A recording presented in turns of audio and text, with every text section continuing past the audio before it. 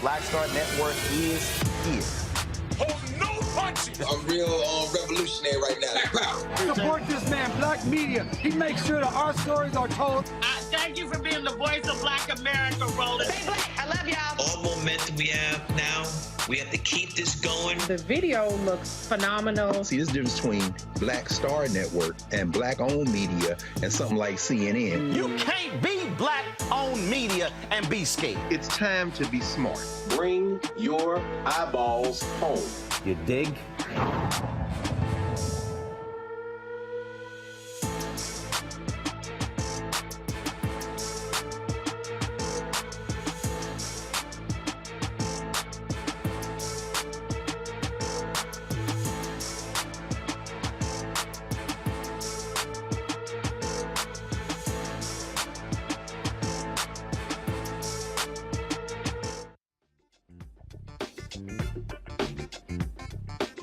Hey folks, today is Wednesday, March 8th, 2023, coming up on Roland Martin Unfiltered, streaming live on the Black Star Network. The Department of Justice issues a scathing report on the Louisville Police Department showing a pattern of racism, abhorrent behavior, using of invalid warrants, all this in the wake of the shooting death of Breonna Taylor. We'll talk with the police chief of Louisville about today's report. Also, the Mormon Church is a complicated history with African Americans.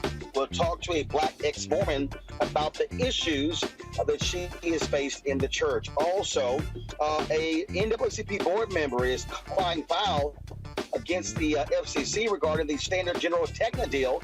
We'll tell you what Hazel Dukes had to say. That and more. I'm Roland Mark Unfiltered, streaming live on the Black Star Network. Let's go. He's got it. Whatever the miss, he's on it. Whatever it is, he's got the scoop, the fact, the find. And when it breaks, he's right on time and it's rolling. Best believe he's knowing. Putting it down from sports to news to politics. With entertainment just for kicks, he's rolling. It's on go, roll, y'all. It's rolling Martin, yeah. Rolling with rolling now. He's funk, he's fresh, he's real, the best, you know he's rolling Martin now.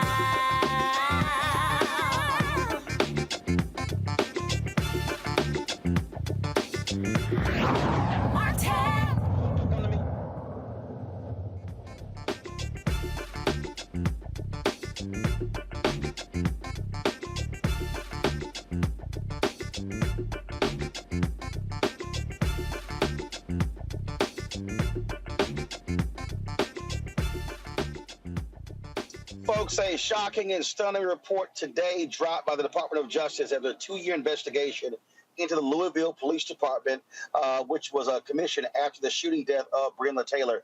It shows a department, frankly, out of control, use of invalid warrants, how they actually threw drinks at pedestrians from their cars, recorded on cameras, also calling black people monkey and other racial epithets.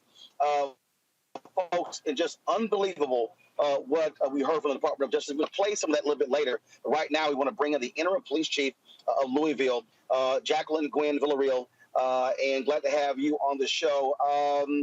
It has to be bothersome to you to listen to the Department of Justice stand before the nation and describe shameful and abhorrent behavior from officers in your police department. Yes, Roland. Thank you so much for having me on your show. But yes, it's very disheartening to what we heard today. It has just truly rocked this city, and it has rocked the police department, those who truly value the work that we do every day in serving the citizens of a land for OMPD in Louisville. But for the most part, it's just really disheartening to hear what was in that report today. We oftentimes hear the fraternal order police, the unions commenting and protecting their officers. Have they given any comment after what the DOJ laid out today, which shows just an unbelievable antics by officers in the Louisville Police Department? I haven't heard just immediately just yet any comments from our FOP president or any other union officials. But nonetheless, I'm very hopeful that we can come together and actually come to an agreement where we know and we all want the best department we can. This is some tough times that we're going to be going through. And we're going to need everybody to come to the table and help navigate these uncertain, tumultuous waters that we're in. So I'm going to be expecting the FOP president, I'm be expecting my leadership team and the members of this department, and of course, the administration to truly just come together and as we continue to move forward and deal with what is in front of us, which is truly a shocking report. What is next, though? What do you now convey to officers on the force when you look at this report issued? The conduct cited. Are these officers? Are they still on the force? Are they still walking around with a badge and a gun? And so that's what we have to do. When we do a deeper dive within the report, we will do an analysis to see who do we have still on our force. Does it lead us into an additional investigation concerning those individuals? So we would do our due diligence in that space. But also, too, I want to note within that report, and the DOJ was very clear in this as well, that the vast majority of the officers here on this department are doing it right. And it's just unfortunate that we have a few officers who have decided that they want to taint this badge. And it definitely erodes this profession in a way that just shakes law enforcement across this nation. And so, again, we will do our due diligence to see who do we still have here that was mentioned in that report, and then we will make that necessary adjustment in actually dealing with those individuals. You know, the public, when they hear it's a vast number of officers, you know, who are good and decent, you hear that all the time. But the problem is that doesn't engender trust, especially among African Americans. We've seen the DOJ look at Louisville, Cleveland, Chicago, Baltimore. We can go on and on and on. And we keep having the same sort of things, racial epithets, excessive force, on and on and on. And these are people with the power to shoot and kill. You're right. You're right. I cannot refute that. And so that's where we have to come into play, making sure that we have the right supervisors in place who are monitoring our officers on a day-to-day basis and the work that they're doing, but also to get into a space that we're just not just hiring anyone just because our staffing levels are down. We need to hire quality individuals that should be a part of this profession. And those that decide not to, then we need to take the necessary steps to weed them along their way, weed them out of our department. But you're so correct. We got to get it right, especially the citizens of Louisville. They expect the change. They want the change. And Roland, they deserve the change. We hear a lot from people when we talk about these issues. They always say training. But how do you fix this? Training is not the be-all to end-all. It's that, Roland, it's going to be that day-to-day auditing of ourselves. You can train on a particular subject, but what are we doing on a day-to-day? How are our supervisors engaging their officers? Are they checking in on their officers? Are they seeing how they're engaging the public? A lot of the systems that we have in place now is the early intervention system, where if someone is actually flagging on the radar and in a certain particular area, that gives that supervisor the actual inclination. Let me check in and see exactly what this officer is doing a little bit closer. So again, those are going to be those tools that we need to actually utilize, but utilize them daily. But again, yes, training is good. Training is what we need, but also too, checking in on our officers as supervisors should be doing and seeing what our officers are doing day to day and having mechanisms and tools that afford us that opportunity to do that. I've interviewed a number of police chiefs who say the right things, when talking with the public. But one of the things, just like I interviewed CEOs, but the thing that jumps out is always that layer, the one or two layers below the chief. How are you making sure clear to your command staff that your expectations for them are to get this job done and done right? Because my clear message to them, every time I have a conversation with them, is saying, first of all, it starts with me. It starts with me in this top seat, making sure that I'm modeling what I expect from them. And then as I'm modeling what I'm expecting from them, I'm expect for them to actually carry it out and demonstrate that on down. And if you cannot do that within my particular agency, then you need to actually find another place where actually you fit better, because the expectations is high. We can't go back. We must be strong in standing together and making sure that we're serving the citizens of this city properly. And we got to get it right. And so, and I think a lot of times we're in this top seat, we're kind of, try to temper a way around some things. And sometimes you just got to hit it straight on and just let them know that this behavior, whether it erodes and trying to erode this profession and going awry and going rogue, it just would not be tolerated. And also, too, the buy-in must be at the top levels in order for the actual troops on the ground to embrace it. So top leadership is just really critical in this process. And I expect them to make sure they embrace change and the reforms that are in front of us. Have you had community events? Do you plan to do that?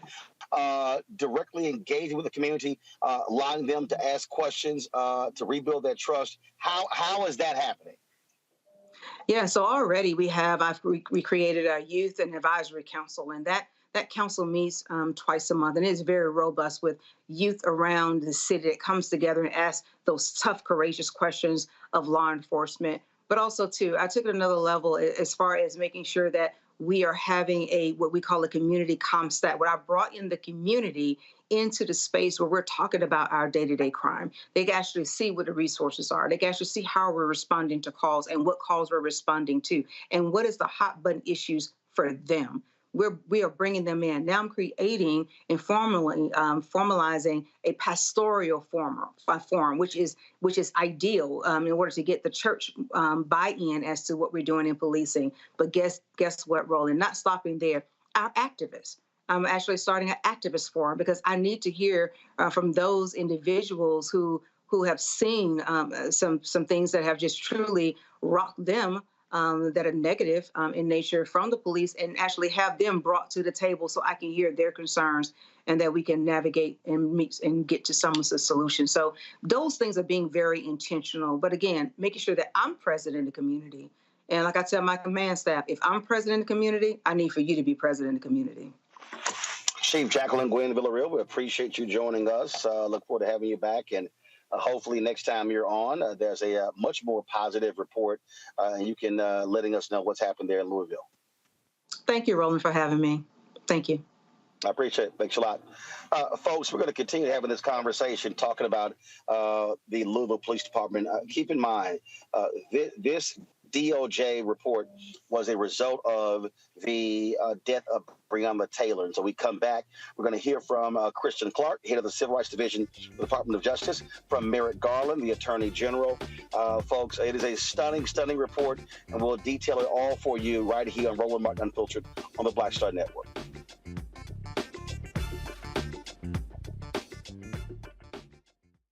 A lot of these corporations or people that are running stuff push black people if they're doing a certain thing. What that does is it creates a butterfly effect of any young kid who, wants to leave any situation they're in, and the only people they see are people that are doing this. So I gotta be a gangster, I gotta shoot, I gotta sell, I gotta do this in order to do it. And it just becomes a cycle. But when someone comes around and is making we don't, they don't want to push it or put money into it. So that's definitely something I'm trying to fix too, is just show there's other avenues. You don't gotta be a rapper, you don't gotta be a ball player, you can be a country singer, you can be an opera singer, you can be a damn whatever, showing the different avenues. And that is possible, and it's hard for people to realize it's possible until someone does it.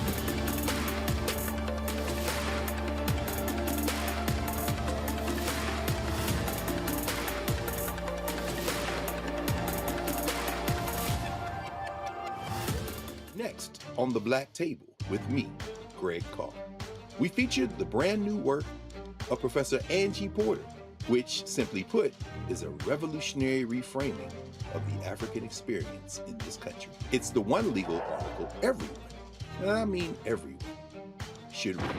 Professor Porter and Dr. Valencia Watkins, our legal roundtable team, join us to explore the paper that I guarantee is going to prompt a major aha moment in our culture. You crystallize it by saying, who are we to other people? Who are African people to others? Governance is our thing. Who are we to each other? The structures we create for ourselves, how we order the universe as African people. That's next on The Black Table, here on the Black Star Network.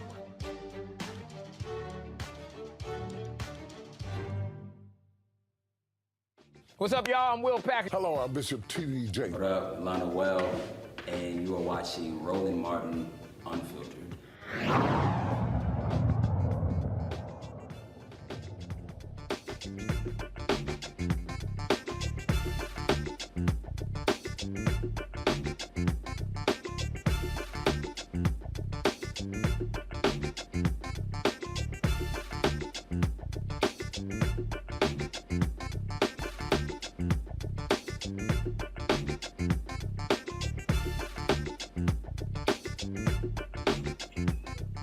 Folks, I gave you a glimpse of what was talked about in the Department of Justice and news conference today, detailing what Louisville police officers did and said. But listen to Christian Clark, head of the Civil Rights Division of the Department of Justice, just lay out how shameful and despicable the things done by officers in this department.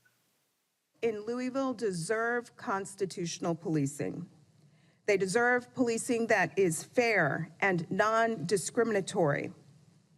Our investigation found that the police department and city government failed to adequately protect and serve the people of Louisville, breached the public's trust, and discriminated against Black people through unjustified stops, searches, and arrests.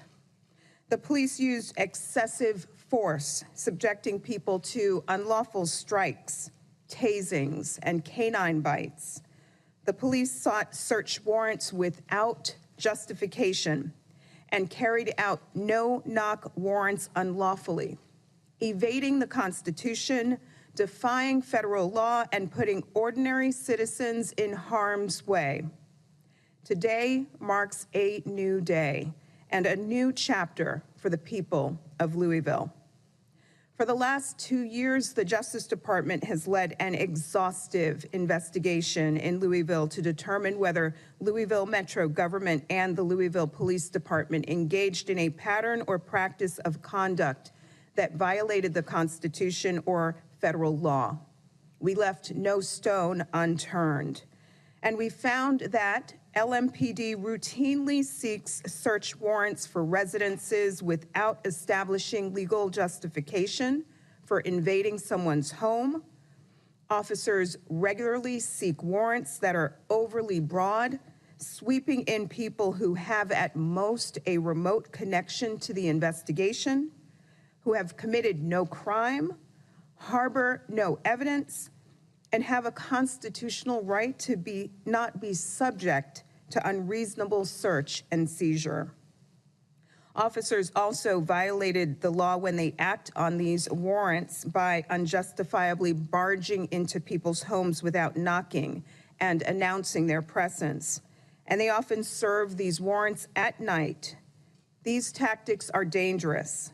Officers can be misidentified as intruders, and they may misinterpret shock and surprise as a threat. All of this puts the public at risk, and officers too. Officers also routinely conduct stops, searches, and arrests without the required constitutional justification. These tools are essential to enhance public safety, but when used without restraint, they turn into weapons of oppression, submission, and fear. We found that LMPD officers use excessive and dangerous tactics such as neck restraints, canines, and tasers, even against people who pose no imminent threat to the officer or others. We also found that officers misdirect their resources and violate fundamental principles of equal justice by selectively targeting and disproportionately subjecting Black residents to unlawful policing. LMPD disproportionately stops and cites Black drivers for minor traffic offenses. In fact, Black drivers were nearly twice as likely as white drivers to be cited for having one headlight out. Black drivers were nearly 4 times as likely as white drivers to be cited for improperly tinted windows, and Black drivers were nearly 5 times as likely as white drivers to be cited for improper tags. LMPD also disproportionately searches Black drivers who are stopped and cited. Even when comparing traffic stops where Black and white drivers were engaged in similar behavior before the stop, Black drivers were almost 50% more likely to be searched than whites. LMPD charges Black people at higher rates than white people for the same misdemeanor offenses. For example, LMPD charges Black people for loitering at more than 4 times the rate of white people, for disorderly conduct at 2.5 times the rate of white people, and for littering at 3 times the rate of white people. This pattern of racial discrimination fuels distrust and impedes the community's confidence in the LMPD and their law enforcement operations. LMPD's improper activity extends beyond use of force, street enforcement, and search warrants. We also found that LMPD often responds aggressively to people criticizing the police, both in routine day-to-day police encounters and during lawful demonstrations, and both before and after the racial justice protests that occurred in 2020. We saw unnecessarily aggressive behavior against people experiencing behavioral health crises. One person, a Black man with an apparent behavioral health disability, had more than 25 encounters with LMPD in less than 2 years. And in some of these interactions, LMPD officers needlessly escalated the situation and used unreasonable force. At times, they even mocked him. The man ultimately died in a Louisville Metro detention center after he had once again been arrested by LMPD. Such unnecessary escalation of encounters that could have and should have remained nonviolent was far too common. These findings are not based on any one incident or event. They turn on evidence showing long-standing dysfunction at LMPD. The pattern or practice of unlawful conduct compromises LMPD's ability to serve and protect safely, constitutionally, and effectively. Instead, LMPD has practiced an extreme, misdirected, and counterproductive style of policing. And as Attorney General Garland noted, these findings give us reasonable cause to believe that Louisville Metro and LMPD engage in a pattern or practice of conduct that violates both the Constitution and federal law.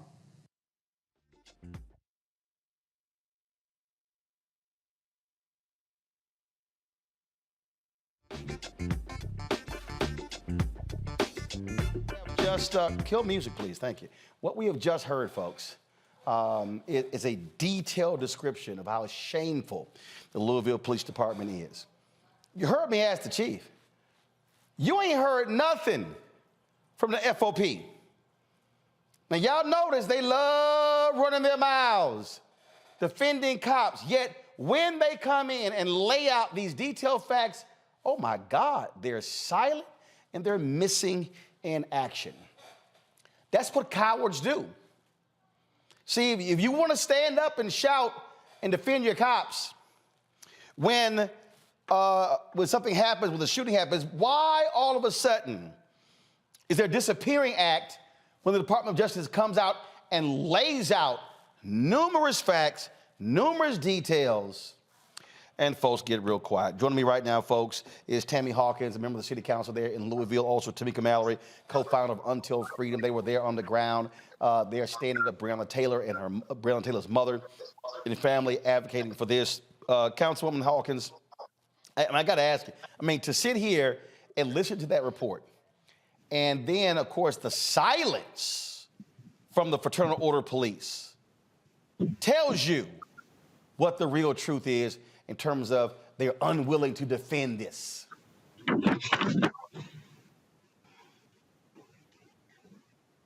I'll say this, I was there. It was very disheartening, very unsettling for me, but not surprising. It just gave confirmation of the things that we have already known or suspected for a long time. It's going to take a lot to bridge this gap. I believe that FOP should be accountable.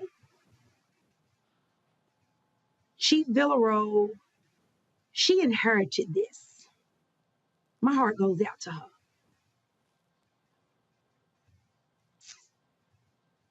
The mayor's administration and the mayor, my heart goes out to them. But I'm gonna be very clear. My constituents,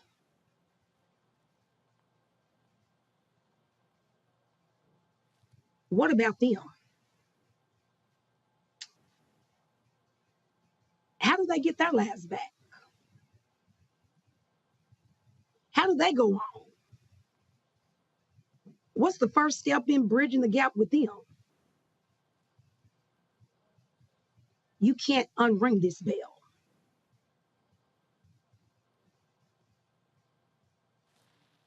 Tamika, I got about 45 seconds before I go to break. We're going to come back and pick this up after the break. But again, folks like you and others, we keep saying this over and over and over again. This is happening, this is happening, this is happening. And people love to sit here and go, oh, it's a few, it's a few, it's a few. Like I said to the chief, it's New Orleans, it's Philadelphia, it's Baltimore, it's Louisville, it's Cleveland, it's Chicago, it's Washington, D.C., it's New York City, it's Los Angeles, it's Aurora, Colorado. I mean, we could go on and on and on. So seems to me it ain't just a few bad apples. It absolutely is not just a few bad apples. And, you know, I don't know the rules. I have to talk to the lawyers. But it feels like after receiving the type of report and seeing this type of report that is so damning against this police department that we already knew, not surprising information, but to see it in one document, it feels like there should be some type of receivership. These officers and the leadership there, I do not feel confident that they are able to do the job necessary to protect the people of Louisville. It really breaks my heart because we were there. I lived in Louisville for 4 months and I saw what the officers do, the antagonizing, the abuse, the straight up violence. And what we know is that Breonna Taylor is dead because of the behavior. It is almost like when you're reading the report, the exact things that's described happened to Breonna Taylor and Kenny Walker. And so it feels like more than just a consent decree. We actually need there to be physical bodies on a daily basis inside of the police department, ensuring that they are stopped because it's out of control. And we knew that already. We've been saying it on your show, Roland, for the last 2 years. Got to go to a break. We come back. We'll continue this conversation. We'll bring in our legal panel and political panel as well. You're watching Roland Martin Unfiltered on the Black Stud Network. We're breaking down this Department of Justice report released today detailing massive corruption, shameful behavior, racism in the Louisville Police Department. You're watching the Black Star Network. Back in a moment. Hatred on the streets, a horrific scene, a white nationalist rally that descended into deadly violence. White people are losing their damn minds. As an angry pro-Trump mob storms the U.S. Capitol, we've seen We're about to see the rise of what I call white minority resistance. We have seen white folks in this country who simply cannot tolerate black folks voting. I think what we're seeing is the inevitable result of violent denial. This is part of American history. Every time that people of color have made progress, whether real or symbolic, there has been what Carol Anderson at Emory University calls white rage as a backlash. This is the rise of the Proud Boys and the Boogaloo Boys. America, there's going to be more of this. Here's all the Proud Boys, guys. This country is getting increasingly racist in its behaviors and its attitudes because of the fear of white people. The fear that they're taking our jobs, they're taking our resources, they're taking our women. This is white fear.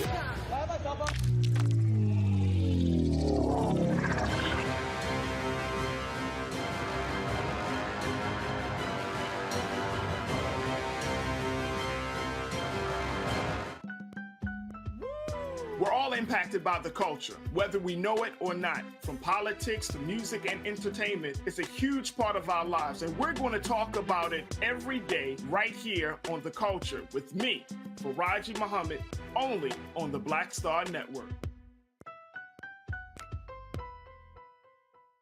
What's up, what's up? I'm Dr. Ricky Dillard, the choir master. Hey, yo, Peace World, what's going on? It's the Love King of R&B, Raheem Devon, and you're watching Roland Martin Unfiltered.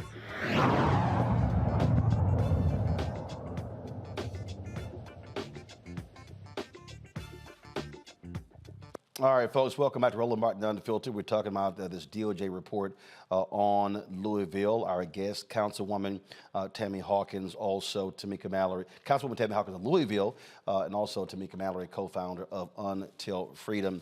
Councilwoman, now that this report has been issued, what does the council do next?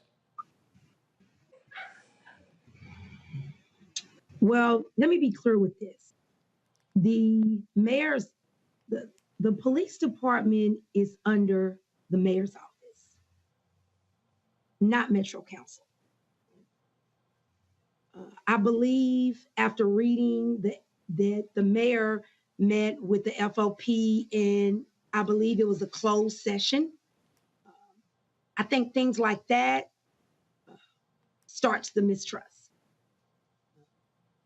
I'm one that will hold everybody's feet to the fire.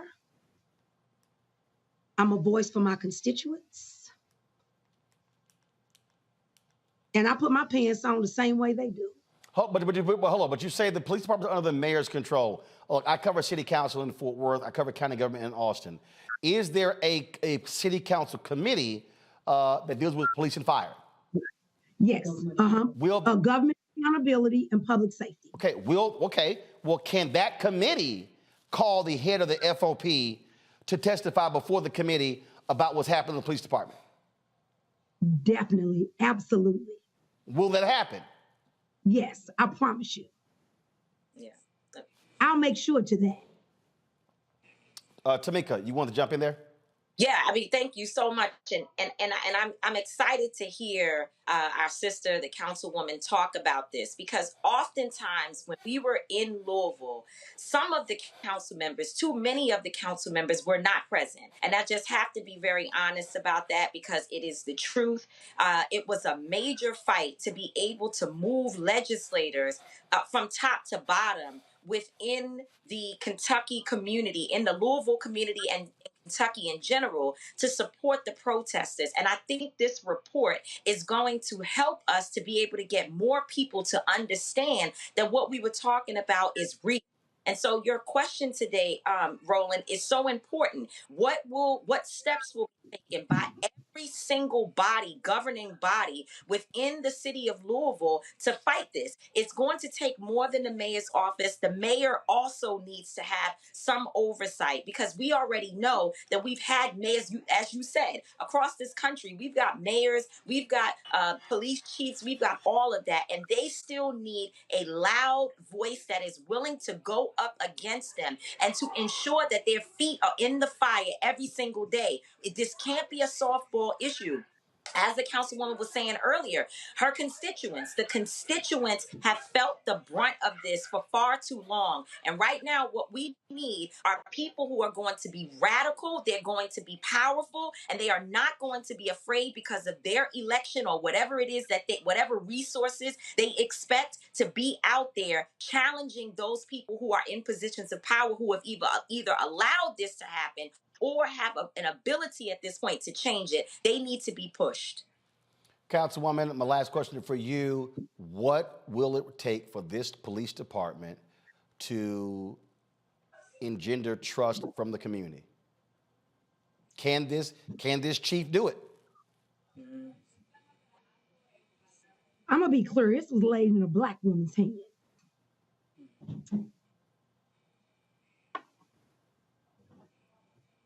And everybody keeps asking the same question. What can we do so this won't happen? Or what can we do to fix LMPD?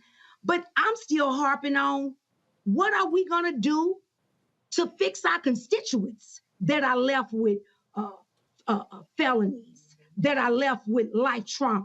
So I'm trying to bridge the gap with not just LMPD, but also with my constituents that I am a voice for. You know, how do we fix their lives? I'm one that's not scared to speak up. I'm a voice of reason. I'm a second chancer. I understand how it feels. So I always put myself in somebody else's shoes first. And I'm very passionate. But one thing that I've learned, and that is when you're passionate about things, you gotta put your feelings to the side. You gotta start, creating policies. That's what matters. And one thing that the DOJ said, she said it was a lack of policy. It was the lack of structure that was in place. I beg to differ. I didn't know that I've never known calling somebody monkey and calling somebody boy. I didn't know that there was a policy. I thought that just came with common sense and respect and integrity. As an officer, and when you swear under oath, I didn't know you just come right off and you just treat people any type of way and you target Black. So you heard me ask the chief about community forums. Have you been holding those? Are you holding them on a monthly basis?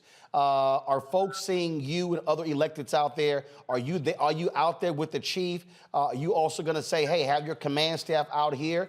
Are y'all going to say, Mayor, you should be doing this as well? I'm going to say this, and I don't sugarcoat anything. For District 1, it impacted my district.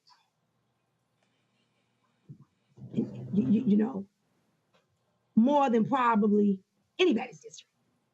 The West End is my district. But have there been those forums?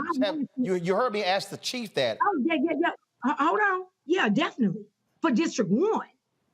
And me, District 1, Tammy Hawkins, I hold the new mayor accountable. I do.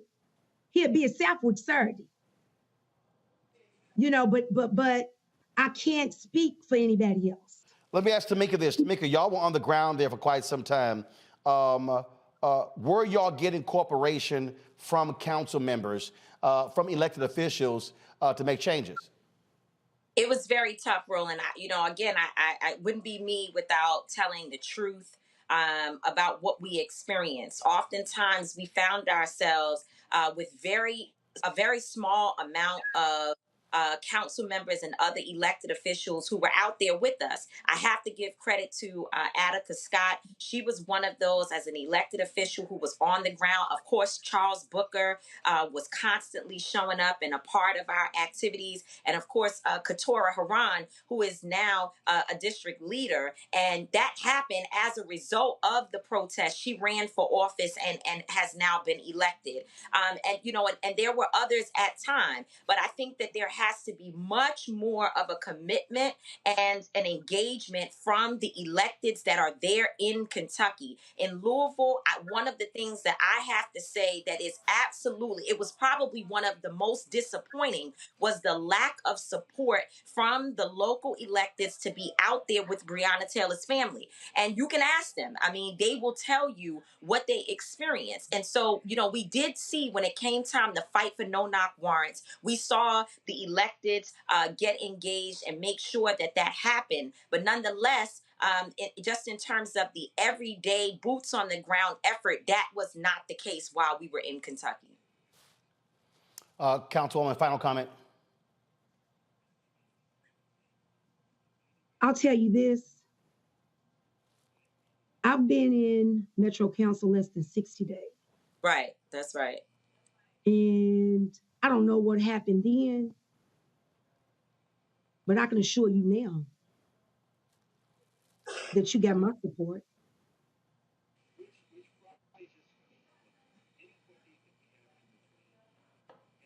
All right. I would say that Tamika, go ahead. Final comment. I want to make sure, because one thing we, want to be honest about and be open, of course, and be transparent. That's the word I'm looking for. We also want to acknowledge that Ms. Hawkins is new. And so I want to make sure that we say that today And I'm hoping that the energy that I feel here from you this evening, Councilwoman, is energy that you will bring to the ground. And so certainly we have to give you that. I'm talking about colleagues that have been there for a long time, and perhaps what they need are more of people like you who will be there knocking on doors and asking them to hit the streets. The people are there. As you know, on any given day, you can find the movement at the square, at Injustice Square Park, where they gather and sometimes even sleep out there overnight to fight for Breonna. So it's not hard to get involved in the movement. What we need is people like you to be committed. All right, then. I want to thank both of you for being with us. Look, we cover these stories all the time, and we're certainly not going to stop. Councilwoman Hawkins, thanks a lot. Tamika, Mallory. Thank you. Well. Thanks for having me. And we'll be in touch. All right. Or she'll be in touch with my office. All right. Thank you. Thank you very much. A. Scott Bolden, lawyer here based in D.C. Robert Patillo, host of People, Passion, Politics, News Talk 1380 WAOK in Atlanta, and Rebecca Carruthers, Vice President of Fair Election Center. They are my panel. I will talk with them when we come back after this break. In just a moment. Folks, don't forget, you can, of course, download our app, Black Star Network app, Apple phone, Android phone, Apple TV, Android TV, Roku, Amazon Fire TV, Xbox One, Samsung Smart TV. Also, you can watch us on Amazon News. And you simply go to the Amazon Fire TV app. Being our 24-hour streaming channel is right there on the network. And so, and don't forget to get a copy of my book, White Fear, How the Browning of America is Making White Folks Lose Their Minds. Available bookstores nationwide. Download it on Audible. We'll be right back.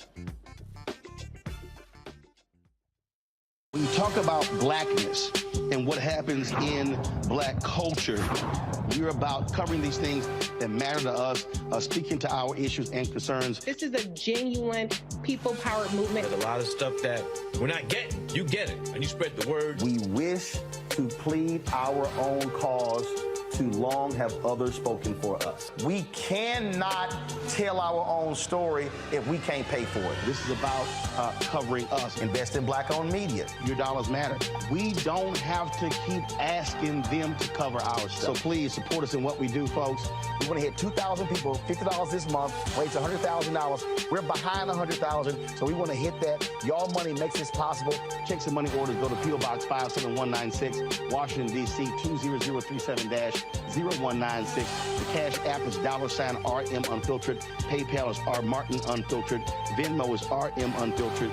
Zelle is Roland at RolandSMartin.com. A lot of these corporations or people that are running stuff push black people if they're doing a certain thing. What that does is it creates a butterfly effect of any young kid who, wants to leave any situation they're in, and the only people they see are people that are doing this. So I gotta be a gangster, I gotta shoot, I gotta sell, I gotta do this in order to do it. And it just becomes a cycle. But when someone comes around and is making we don't, they don't want to push it or put money into it. So that's definitely something I'm trying to fix too, is just show there's other avenues. You don't gotta be a rapper, you don't gotta be a ball player, you can be a country singer, you can be an opera singer, you can be a damn whatever, showing the different avenues. And that is possible, and it's hard for people to realize it's possible until someone does it.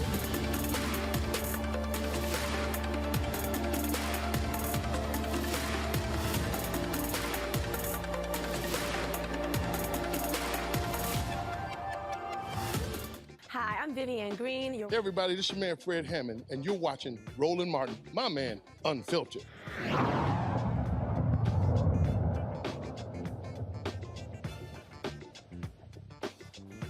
All right, folks, let's chat about this with our panel. Scott Bolden, I'll start with you.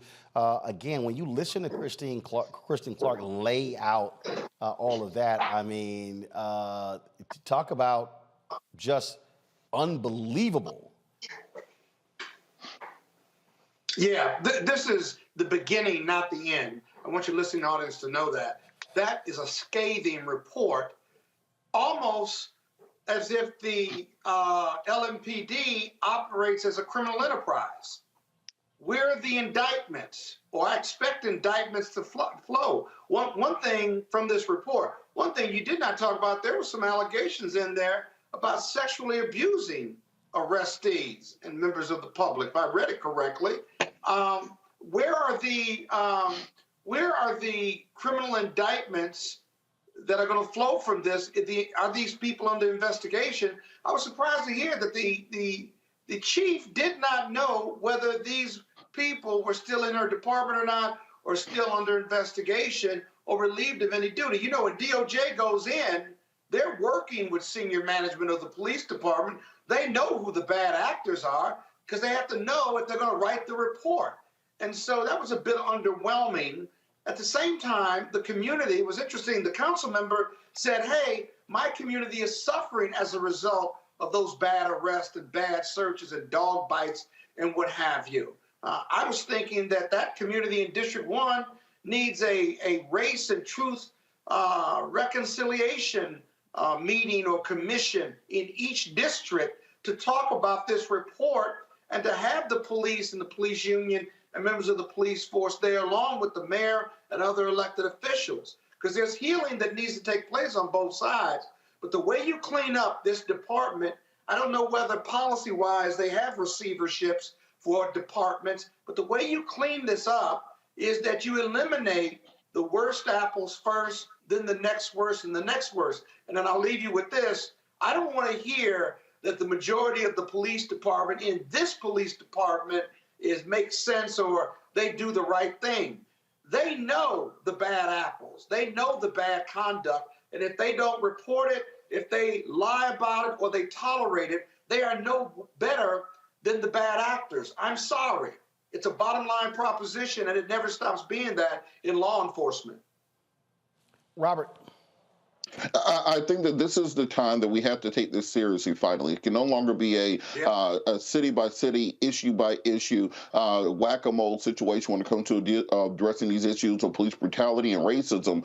When it comes to law enforcement, we need to call on the Senate Judiciary Committee chairperson Dick Durbin to hold hearings with regard to this report, and also for the White House to finance and commission through the Department of Justice an audit of every major city police department in this country. We need to have this type of report that we have in the Breonna Taylor case in every major city, because any of us who have practiced criminal law know that in almost every major city you will find a very similar report, whether it's the Red Dog unit in Atlanta, the Scorpion unit in Memphis, or hundreds of others across the country, human rights abuses in the city of Chicago. And unless we are willing to put our money where our mouth is, finance the types of reports and information needed to gather that analytical data, and then hold hearings where we bring these major city police chiefs before the Senate judiciary answer tough questions, and then have the Senate vote on true police reform legislation, not just the George Floyd Justice and Policing Act, because we all knew before that was even suggested that was not strong enough for what we were fighting against. Not just the Tim Scott Justice Act, we knew that wasn't strong enough for what we're fighting against. We need new transformational police reform legislation in this country. We are still operating in a mid-19th century rubric when it comes to policing. We still see police very much in the same vein as the slave catchers did in the 1830s and 1840s when many of these major police departments were created. If we truly want to have judicial accountability, if we truly want to have trust in communities when it comes to law enforcement, if we are really serious about fighting crime and tamping down on what they call the crime wave that's happened the last couple of years, Dick Durbin, the Senate Judiciary Committee chair, needs to call for hearings on these issues, and the president and the attorney general need to finance and put forth a call to have every major police department audited the same way they did Louisville, and we will see what happens. But it's time to make real change, not just talking, not just press conferences. Let's see the rubber hit the road. Rebecca, for all the people out there who, I don't really see, where's Senator Tim Scott today? Why is he so quiet today? The man who stopped the George Floyd Justice and Policing Act from moving forward. He's quiet because he doesn't have a solution. I do want to point out that this current police chief is actually new and became interim police chief on January 2nd, 2023. So she's been on the job for just about 2 months. So I can understand why she wouldn't be as knowledgeable about which officers are or are not still involved with Louisville Metropolitan Police Department. But I do have some questions with the Department of Justice. The Department of Justice, yes, they did this report, but they still have a civil side and they have a criminal side. Why wasn't there an announcement of criminal prosecution, which the Department of Justice can do to start prosecuting these bad police officers within the Louisville Police Department? Because when we see when local prosecutors is when it's left up to them to do these prosecutions, we also see political ramifications. Like Baltimore is a good example of that with the previous state's attorney there. So, you know, I really want to see Department of Justice do more. I want to see them lead on this. I want to see them do prosecution. And to the council member's point, there has to be some type of restitution. If we know that there was criminal activity that these police officers were doing, if we know that under the color of law that they weren't actually doing their jobs correctly, then maybe it's time to set aside some of those convictions for those felons that are in District 1 that should not be felons, but are felons because of repeated police intimidation and repeated police harassment. Well, and I would hope, again, and this is one of the things that I've been saying, I would hope, Scott, that the White House got more aggressive. What I mean by that is this DOJ under Kristen Clark has really been active in many of these cases. The announcement today was made from the Department of Justice. But my goodness, it would be great to see this being announced from the White House podium, to seeing the president sitting there as well, because good things to say, the White House needs to elevate this to a higher degree. Yeah, but now, Roland, now the Democratic White House, this black folk stuff, these black issues, it's just black people getting beat up and abused by the police. The Democrats want our vote. We don't want to do anything about our plight. No. But here's my point. Here's my point, though. If they want to truly advance the issue of the George Floyd Justice Act, the third anniversary of his death is in 2 months. My deal is you elevate the story, and you don't just always talk about, oh, police need more money. Show the flip side of the actions of the cops. That's what needs to happen. I agree with you wholeheartedly. Now you tell me, here's a question for you. Why won't the White House do it? It's because it's black people, and they've never made black people a priority unless they want us to vote for them during the election year. I think it's that. No. You asked the question. No, you asked the question. I'm going to ask the question. It's also because Democrats want to play this game of, oh, we don't want to say anything negative about cops because these white folks out here are yelling crime, crime, crime. It's going to be a major issue. And my whole deal is, guess what? You could try to get those white folks vote all you want to, but you're going to need the votes of black folks, Latinos, and others who've been impacted by awful policing. That's who we deliver to the Democratic Party. The majority of white America hasn't voted for a Democratic president since Lyndon Baines Johnson, and they just refuse to accept that data. The white, poor, working class white people of America who love Trump, they are enamored, obsessed with getting them back, because the idea that they rely on black people and brown people and gay voters just drives them crazy, because they will not accept that that is who America is. Even in 2043, it's 2023 right now. That's who America is, and they won't do it. And they've had every opportunity to do it, and they will go with race-neutral legislation that helps everybody before they take on that black issue. I don't know what their problem is. I do know what their problem is. They don't value black people. So, and by the way, one other point. They need to do a report on every prison in every state, too. Well, the same thing. It's corrupt from top to bottom. I got you. Hold on one second. Merrick Garland, again, talked about the violation of the Constitution in Louisville. Watch this. The department has concluded that there is reasonable cause to believe that Louisville Metro and LMPD engaged in a pattern or practice of conduct that violates the First and Fourth Amendments of the Constitution. There is also reasonable cause to believe that they engage in conduct that violates Title VI of the Civil Rights Act of 1964, the Safe Streets Act, and the Americans with Disabilities Act. Specifically, the report finds that LMPD uses excessive force, including unjustified neck restraints and the unreasonable use of police dogs and tasers, conducts searches based on invalid warrants, unlawfully executes warrants without knocking and announcing, unlawfully stops, searches, detains, and arrests people, unlawfully discriminates against Black people in enforcement activities, violates the rights of people engaged in protected speech critical of policing, and, along with Louisville Metro, discriminates against people with behavioral health disabilities when responding to them in crisis. The Justice Department has also identified deficiencies in LMPD's response to and investigation of domestic violence and sexual assault. LMPD has relied heavily on pretextual traffic stops in Black neighborhoods. In these stops, officers use the pretense of making a stop for a minor traffic offense in order to investigate for other crimes. Some officers have demonstrated disrespect for the people they are sworn to protect. Some have videotaped themselves throwing drinks at pedestrians from their cars, insulted people with disabilities, and called Black people monkeys, animal, and boy. This conduct is unacceptable. It is heartbreaking. It erodes the community trust necessary for effective policing, and it is an affront to the vast majority of officers who put their lives on the line every day to serve Louisville with honor. Folks, with all of that, some folk need to be under arrest. All those constitutional violations. Got to go to break. We'll be back on Roland Martin Unfiltered on the Black Star Network. If you're watching on YouTube, hit the like button, Facebook, hit the share button. Also, appreciate your comments on our OTT app as well.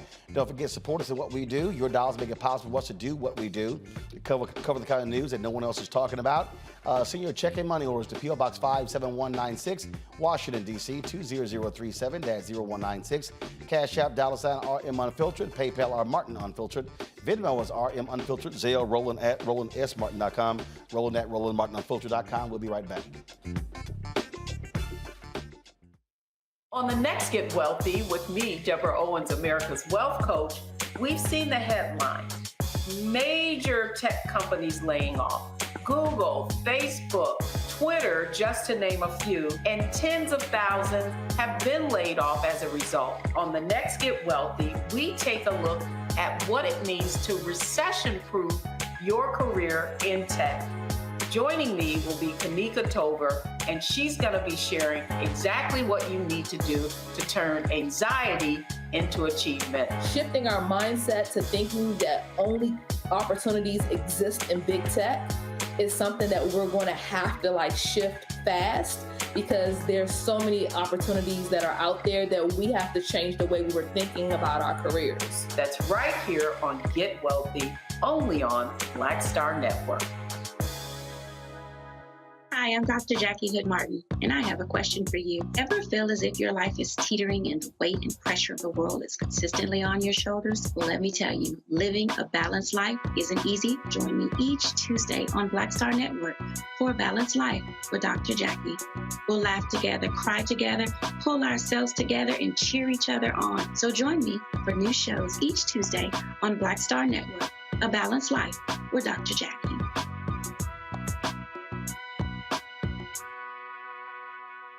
Pull up a chair, take your seat.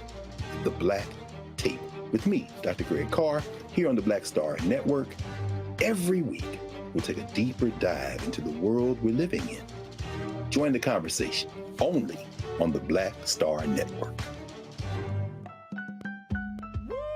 We're all impacted by the culture, whether we know it or not. From politics to music and entertainment, it's a huge part of our lives, and we're going to talk about it every day right here on The Culture with me, Faraji Muhammad, only on the Black Star Network. Hi, I'm Eric Nolan. I'm Shantae Moore. Hi, my name is LaToya Luckett, and you're watching Roland Martin Unfiltered.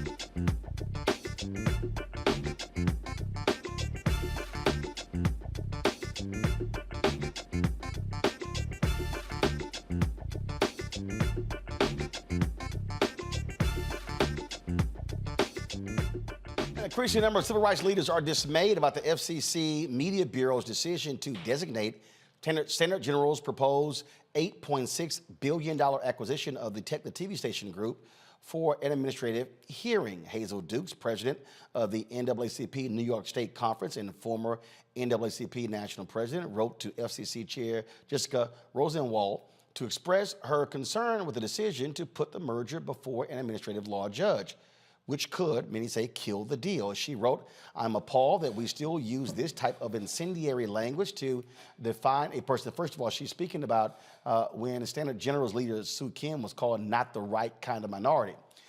She wrote, "I am appalled that we still use this type of incendiary language to define a person of color who attempts to enter a particular club they are not traditional members." Despite awaiting approval from the Federal Communications Commission, FCC, for approximately a year, the deal has been given yet another regulatory hurdle and placed before an administrative law judge at the FCC.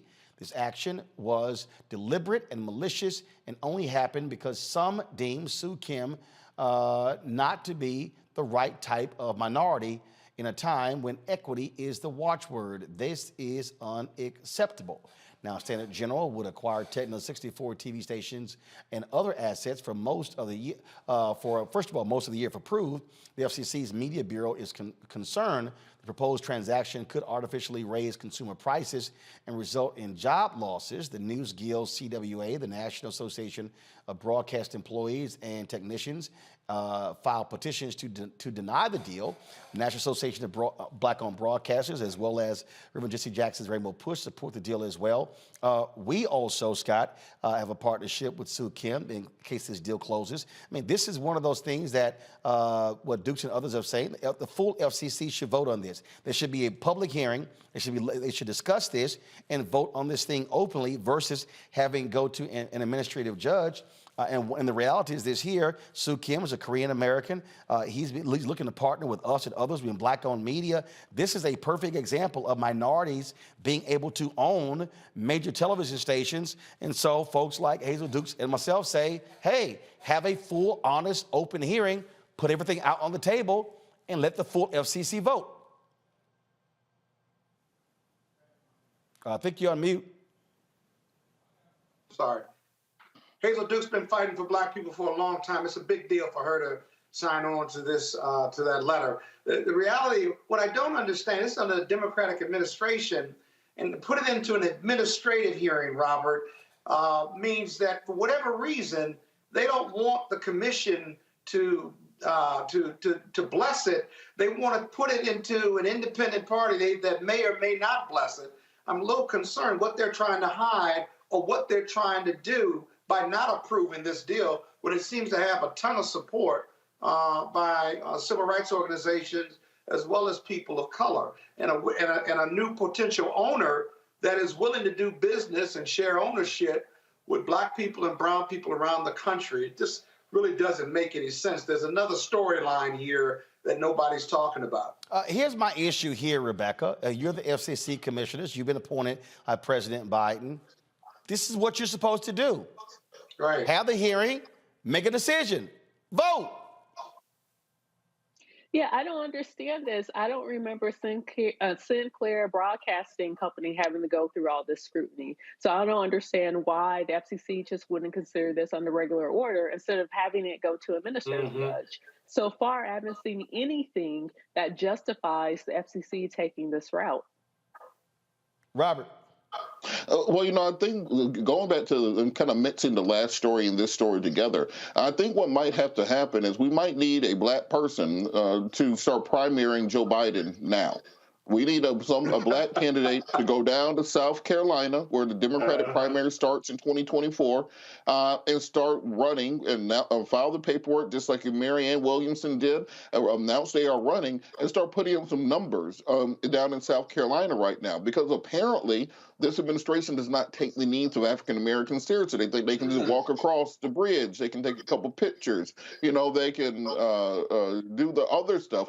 But when it comes down to the nitty gritty of actually serving your constituency, for some reason that seems to fall off. So apparently nobody's going to pay attention until you have a primary challenger, financial opportunity to take votes away from the sitting president. I think that's when all of a sudden you see these things are opening up. We're seeing that on the Republican side of the aisle, where you're having people who are openly challenging President Trump, and they're dragging him further and further, even more extreme than Trump was in the first place. He's having to get more extreme to catch up with the people in his base so he doesn't get left behind. So if 20 Republicans in the House can drag the entire Republican Party to their side of the issue, I don't see why African Americans, being as they always say, the backbone of the Democratic Party, the most important base. We grew up in the black community. I was raised in the black church.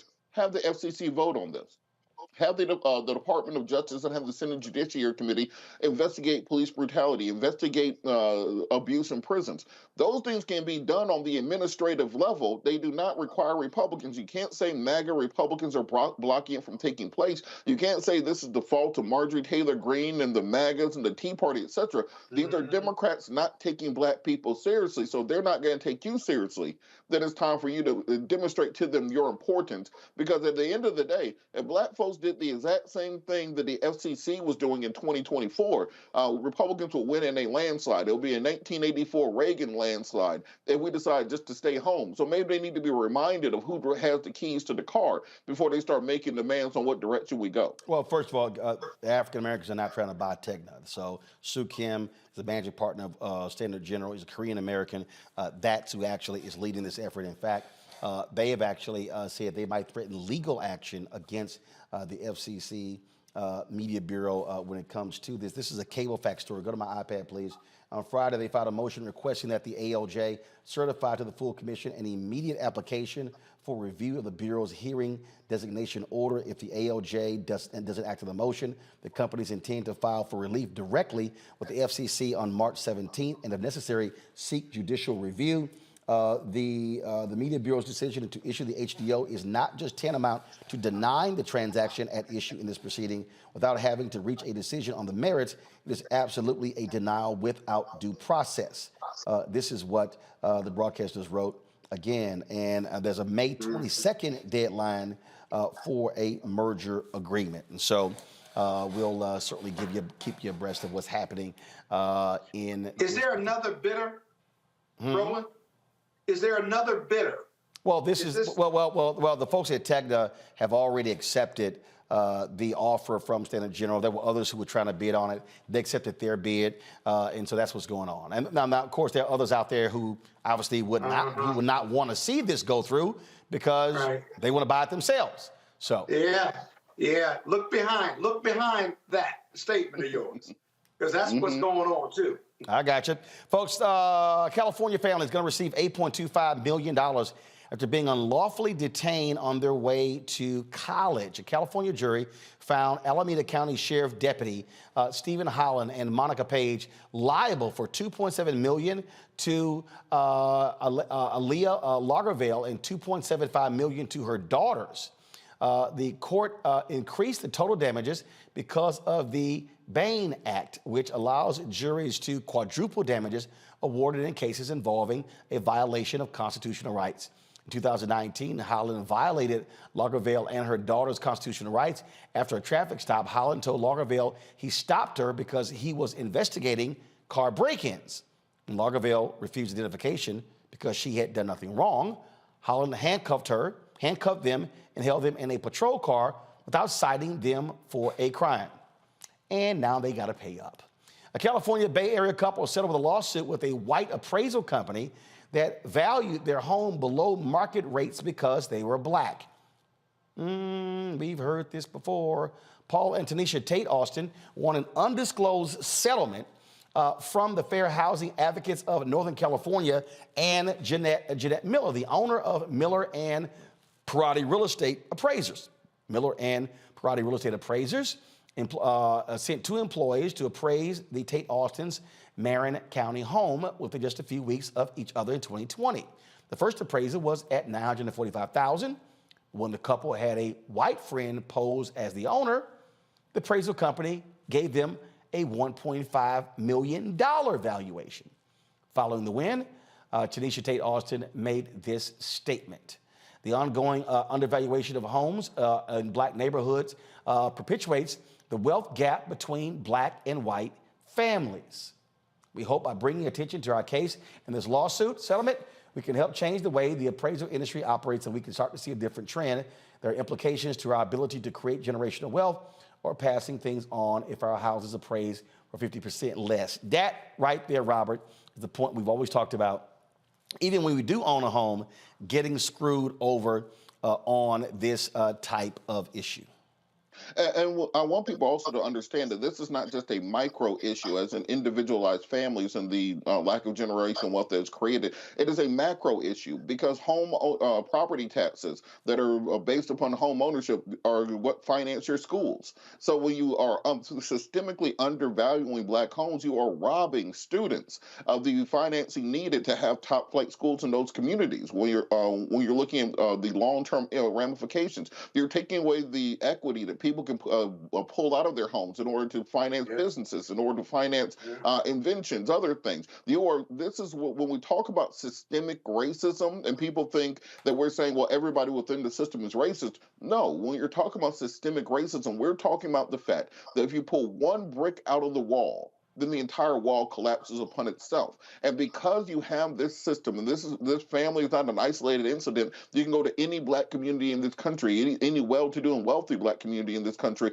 and run the same thing. I dare anybody in Prince George's County and DeKalb County and South Fulton and in Atlanta to get some white friends to come in and pretend to be pretend to live in your house and pretend to be your neighbors and see what the appraisal is. And when you do that, you realize that much of what happens in America is based off of a system that is intrinsically against the progress and advancement of African Americans. And this is why we have to break the system down, not just the individual actors.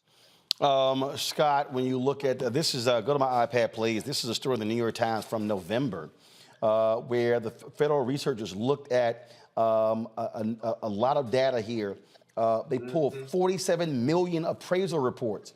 White homeowners can expect their home values to increase at twice the rate of homeowners of color, a stark confirmation of systemic racial bias in home appraisals. This particular report looked at, again, census tract data. And what they did was they compared similar homes, analyzing the millions of appraisals by using census tracts as a proxy for neighborhoods and comparing communities with nearly identical housing stock. 2 researchers found that the results showed a clear correlation. The higher the proportion of white residents in each community, the higher the appraised value of individual homes.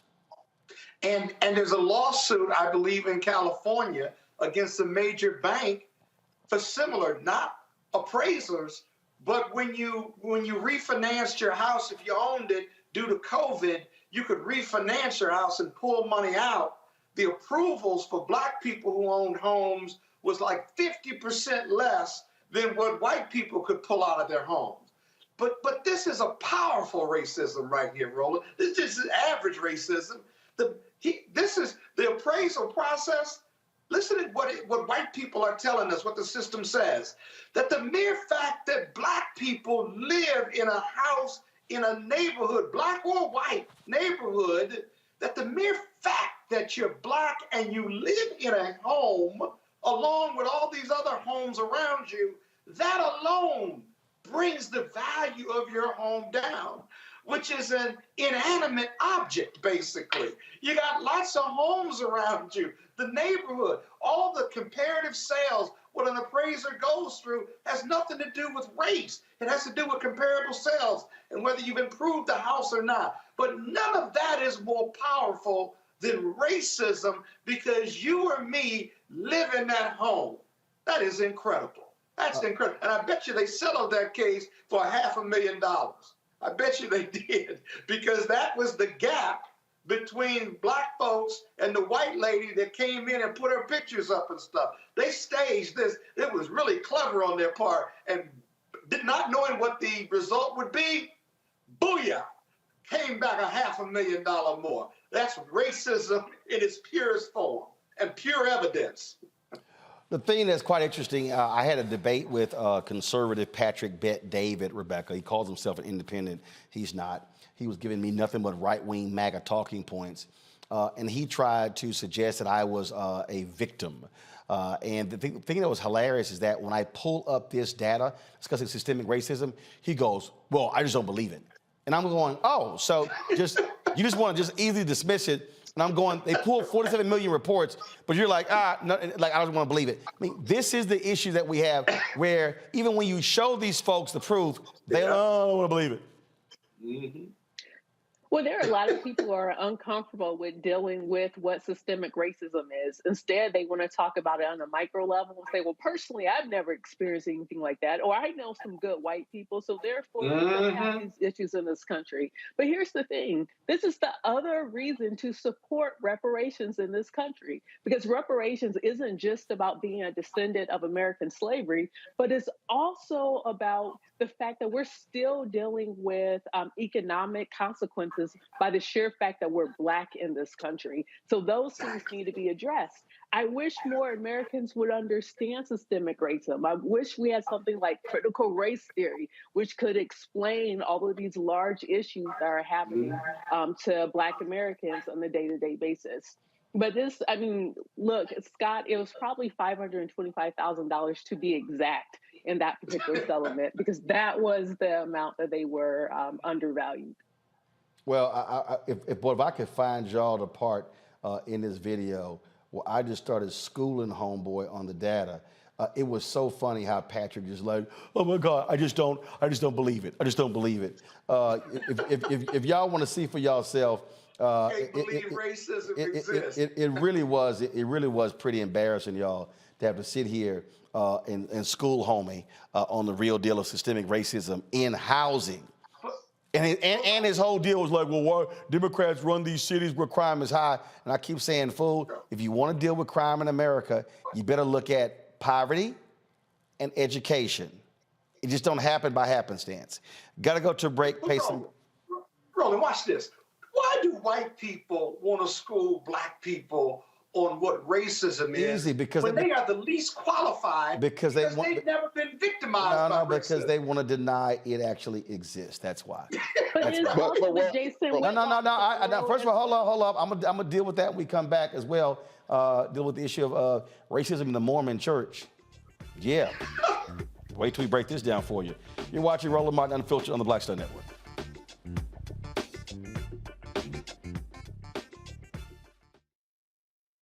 On the next, A Balanced Life with me, Dr. Jackie, just who do you think you are?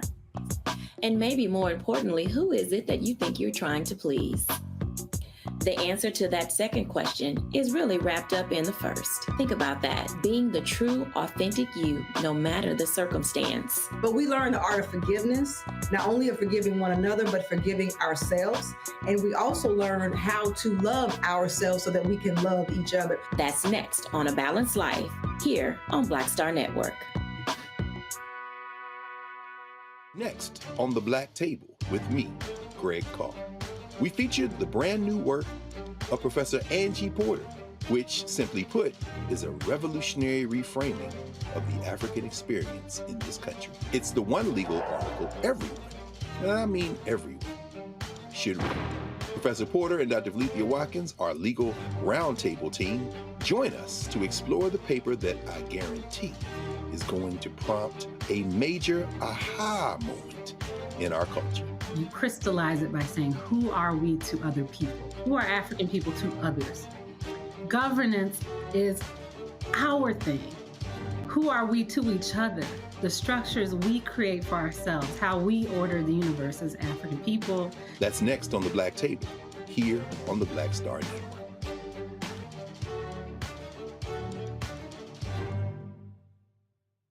Hello, everyone. It's Kiara Sheard. Hey, I'm Taj. I'm Coco. And I'm Lily. And we're SWV. What's up, y'all? It's Ryan Destiny, and you're watching Roland Martin Unfiltered.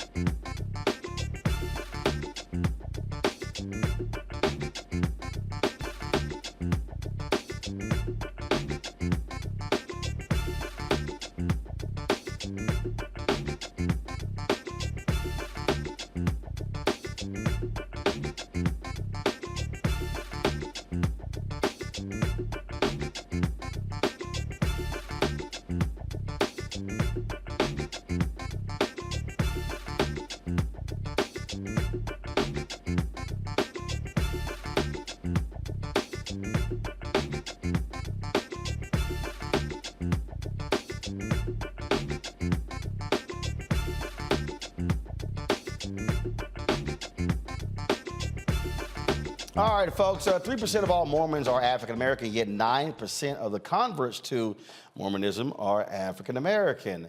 But they have a very long, troubled history of the issue of race. My next guest, who is ex-Mormon, Archin Bach, joins us right now, and she was told, you can't marry somebody white. She joins us now from American Fork, Utah. Glad to have you on the show. So you were actually told that by church officials? Yes. So were you engaged with someone? Were you dating somebody, or were you just inquiring as to who you can marry? So all of the above. So I joined the church when I was 18, and it's big to get married in the temples when you're Mormon. But the problem is that they were teaching that they're white, males not to marry Black people, or anybody not to marry outside their race. They didn't want blacks and Black people and white people mixing because they said Black people were cursed. So this was actual teachings where you were going to temple? Yes. And when was this? How recent was this? So 1990 is when I joined, but the teaching is still the same, that Black people are cursed and that Black people and white people shouldn't mix. And they said that was because of the curse of Cain. Because Cain and Abel, when Cain killed Abel, he received the curse. And the curse is put on Black people from Cain. We're descendants of Cain. Okay. So when did you inquire as to who you could marry? They told me. So when I was 18 and I joined, of course, I'm dating age. And so I'm trying to. Okay, hold on. You joined when you're 18. How long ago was that? Long time ago. I'm 51. Got it. All right. So when did you leave the church? And when did you inquire about who you could marry? And when did you leave the church? Okay, so I left the church probably 2016 is when I really left. But when it's a culture, when you join when you're 18, you join the church. I even went on an LDS mission. And so when you're dating, they tell you who you're supposed to be dating. You need to date other members of the church so you can be married in the temple. Only other members can be married in the temple. Well, the thing about that is, sure, you could get married in the temple, but they said that I needed to find a Black man. But there wasn't a lot of Black people in the church. Actually, there was no Black people in the church where I was. Even on my mission, there was no Black males. So, I did marry a Black male. He was a member of the church, but we didn't get married in the temple. And that marriage didn't last. Do you believe that the Mormon Church continues to have a problem with race? Absolutely. How so? Well, 2016, I finally realized they weren't going to learn. They weren't going to learn. So joining at 18, I have an 18-year-old mind. So 2016, I have a different mind. And so when President Trump became president, then I was able to see really for sure how people really thought. A lot of things were said to my face, but not as strong as it was in 2016. They didn't care. They cared before, kind of like, maybe I shouldn't say anything, or maybe I should say it this way. God deemed it so. But 2016, they did not care at all. Gotcha. Questions from my panel. Rebecca, you first. Okay, so I have a few questions, not just with your particular experience, but what even drew you into the Mormon Church, especially considering that one of the tenets of Mormon theology up until the 70s, Black folks couldn't get into heaven according to Mormon theology, or that righteous Black folks in the afterlife would somehow become white because of the curse of Cain and curse of Ham.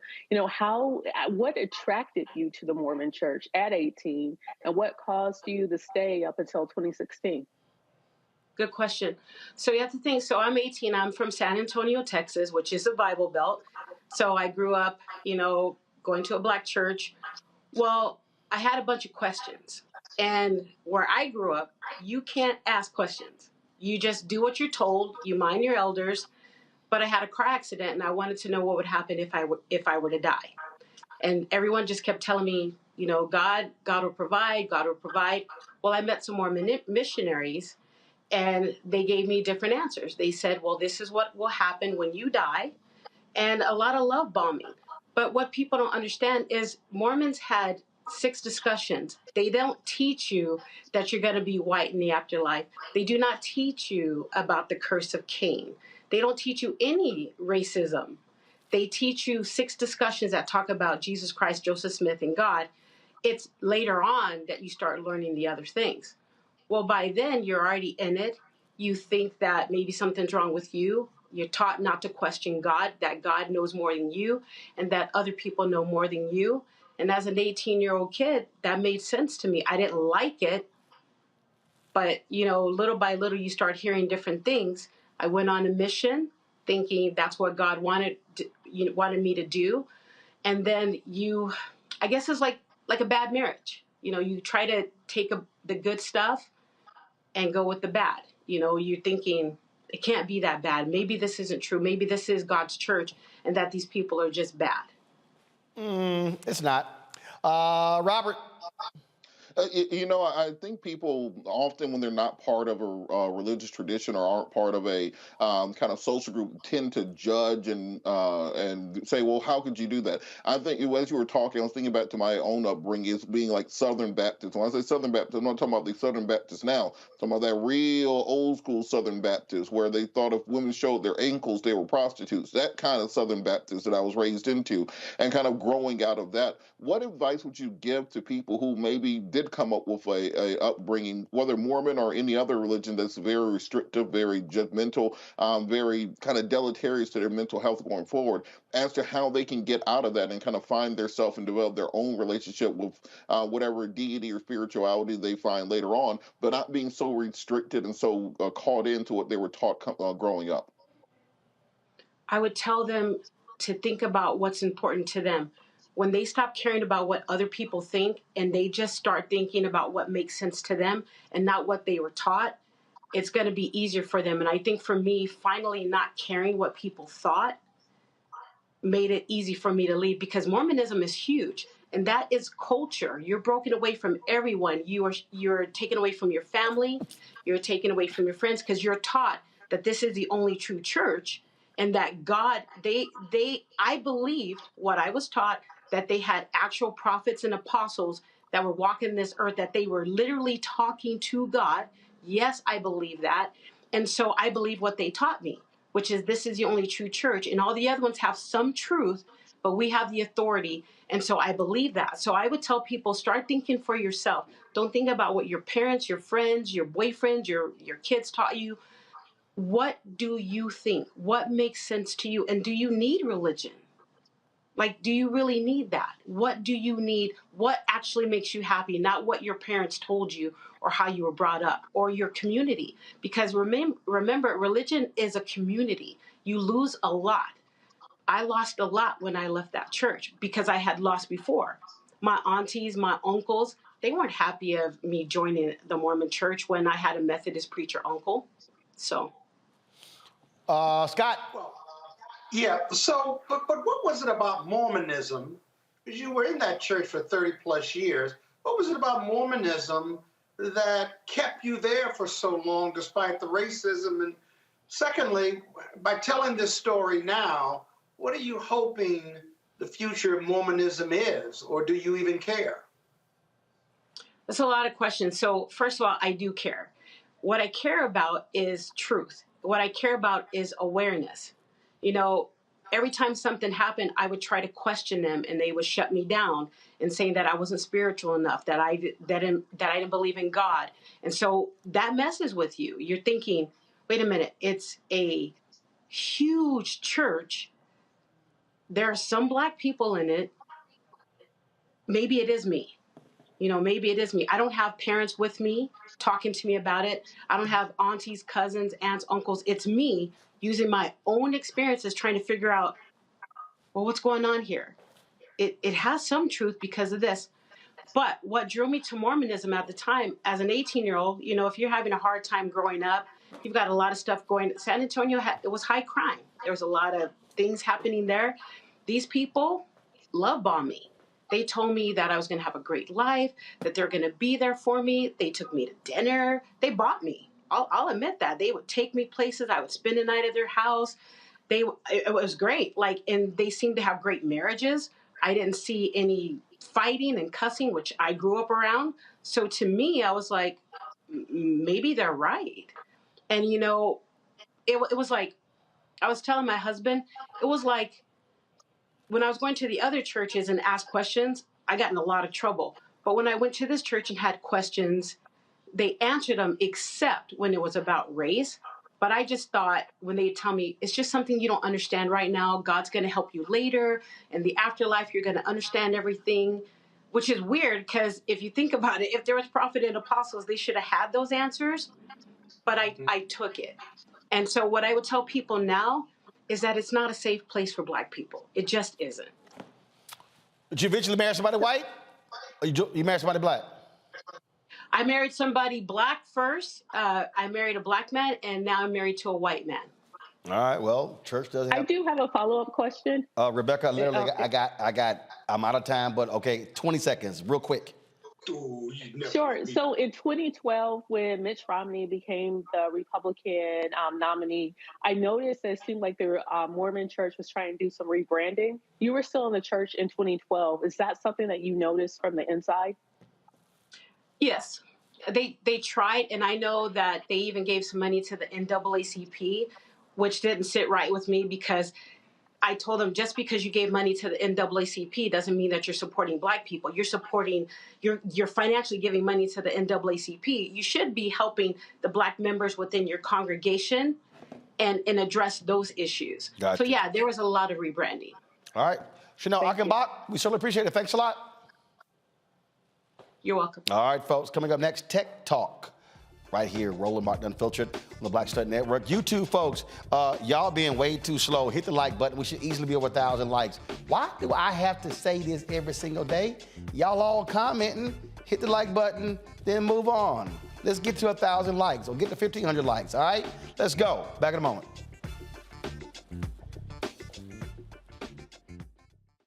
On the next Get Wealthy with me, Deborah Owens, America's Wealth Coach, we've seen the headlines. Major tech companies laying off. Google, Facebook, Twitter, just to name a few, and tens of thousands have been laid off as a result. On the next Get Wealthy, we take a look at what it means to recession-proof your career in tech.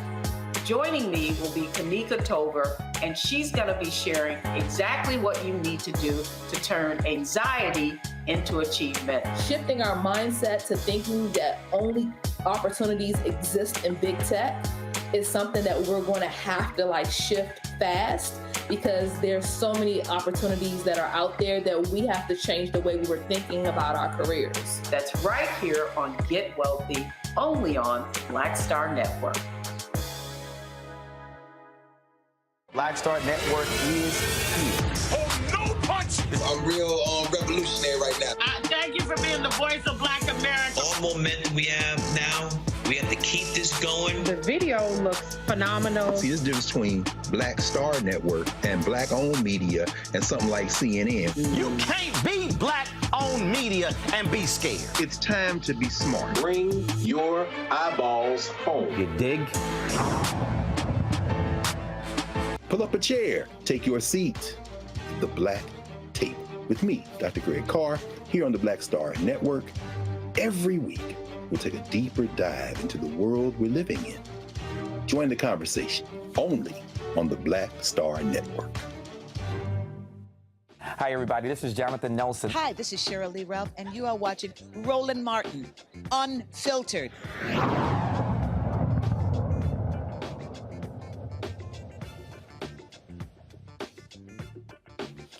A California man caught on tape trying to run over his neighbor is facing a hate crime charge.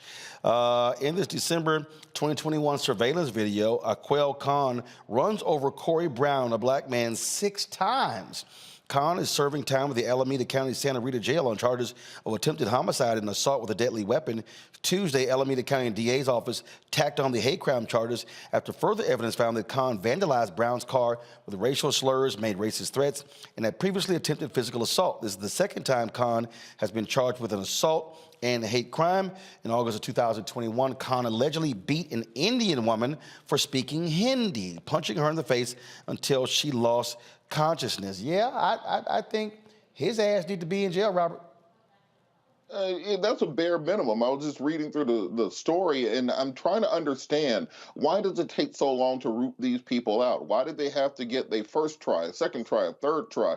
It seems that as long as you don't kill the person the first time, then you get a pass in America. And until we start taking these issues seriously, start treating everybody the same way, we're going to continue to have these issues. I guarantee you that if that had been, he beat a little blonde-haired, blue-eyed white girl named Megan half to death, that he would have had a second try to do this. Again, look, you've got hate in America, and it's real. All right, y'all. Hundreds rally in for justice in New Jersey after a police-involved shooting kills another black man. Violence intervention specialist Najee Seabrooks was killed during a 4-hour altercation with police.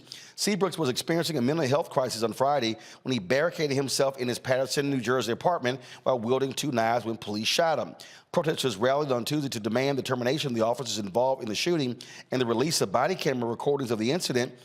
Patterson Healing Collective members, where Seabrooks worked, say they pleaded with police to let them speak with Seabrooks, but the officers refused.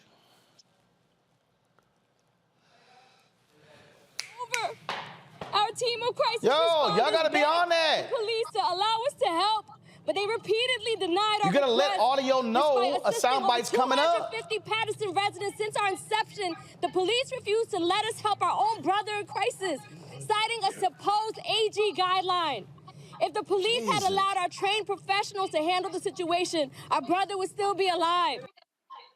The New Jersey Attorney General's office is investigating this incident. This is what I do not understand, Rebecca. Why do you have officers on the scene where you have someone with a mental crisis and you don't have mental health experts leading it, and you don't let folk who the person know be involved to calm them down? This young brother literally worked for a health collective. So the people who showed up on the scene to actually assist were people who knew him intimately, also his coworkers, and they had the ability and the wherewithal to have intervened in the situation. He should still be alive. And one thing that I wanted to ask the police chief from Louisville earlier today, one thing that I think we need to be asking all of law enforcement, what is the future of policing? What should public safety look like? Because that's what all of us in the community is, what we're asking them, but we need to hear from them. What is their answer? Because clearly what we're doing now in this country is is not working. Too many people are dying at the hands of the police, and it doesn't make sense. And the fact that they can't even release the body camera, I'm like, what are they waiting for? I really don't quite understand why these things continue to happen. Let's go to Washington, D.C., where a former Washington, D.C. police officer sergeant is charged with second-degree murder and a federal civil rights violation in the shooting death of a man in 2021. On Tuesday, Enos Jevrick pleaded not guilty to the charges. A judge released him on personal recognizance. Jevrick shot and killed a 27-year-old Antoine Gilmore, who was asleep in a car with a gun in his waistband, blocking traffic. Officers tapped on Gilmore's window, waking him up. Gilmore took off in the car. Jevrick fired several shots into the moving vehicle, which is against D.C. police policy. Jevrick has been placed on paid administrative leave since the shooting. The department confirmed he is facing life in prison. Okay, you're violating department policy. Hell yeah, you should be charged, Scott. They didn't even know the police policy. They saw the gun, and that frees them from any type of discipline or discretion or any common sense. When the car begins to move, that's another matter that frees them from any logical discretion or independent thought, because they automatically think it's a threat to them, and I can empty my 9mm into a moving car. With the gentleman who was asleep, you have him contained, and because he's got a gun, he's not threatening you with that gun. You're going to lie and say that in your report, but that's not exactly what happened here, and he's dead. What is the rush with these police officers? He was in no danger of getting away. You had 3, 4, 5 police cars there, just like in your prior case with the mental health breakdown. He barricaded himself in. What was the rush? Why wouldn't you let the people help them? They just have no independent judgment. You don't have a sergeant on. They're in a big rush. They want to use deadly force. That's the problem with who you hire and how you train them. That's the real problem. Great example. Roland, just real quick on that same issue.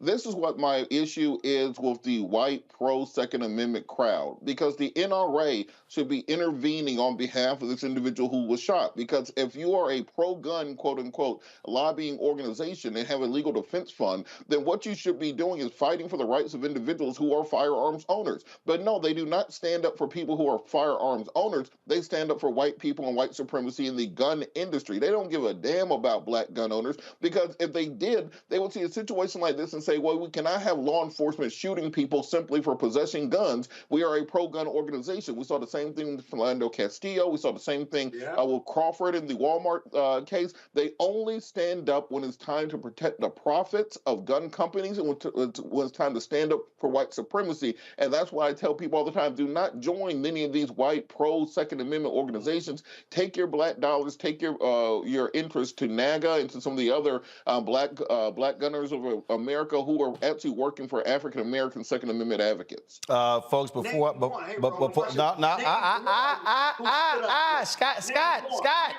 Scott, chill, over time. Precisely, damn it. Golly, settle yourself. Now, before I go to break, you go to Atlanta, you can now see the 8-foot bronze statue of civil rights luminary Zernona Clayton. It was unveiled in Zernona Clayton Plaza. The 92-year-old was there to witness the unveiling of her statue. Of course, she was very much involved with the movement, working for Dr. King, the Southern Christian Leadership Conference, along with her husband in the mid-60s. She went on to become a luminary in television broadcasting. She created the Trumpet Awards. She also traveled with Coretta Scott King. She became the first black person with her own TV show in the South in 1967, spent 30 years of Turner Broadcasting, and again, so she's on it there. And I'm sure, Robert, one of her many boyfriends were there. Those of y'all who know Zernona Clayton, she loves to count all the brothers out here who she calls her boyfriends, me included. She is an amazing woman, and we're glad to see she being honored there in Atlanta for all of her great work. So congratulations, Zernona. All right, folks, going to a break. We'll be right back with Tech Talk right here on Roland Martin Unfiltered on the Black Star Network.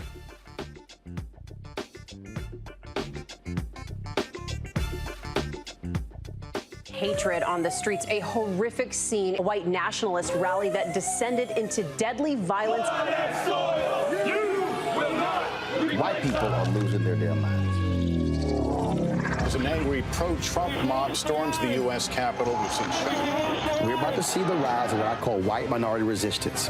We have seen white folks in this country who simply cannot tolerate black folks voting. I think what we're seeing is the inevitable result of violent denial. This is part of American history. Every time that people of color have made progress, whether real or symbolic, there has been what Carol Anderson at Emory University calls white rage as a backlash. This is the rise of the Proud Boys and the Boogaloo Boys. America, there's going to be more of this. Here's all the Proud Boys, guys. This country is getting increasingly racist in its behaviors and its attitudes because of the fear of white people. The fear that they're taking our jobs, they're taking our resources, they're taking our women. This is white fear.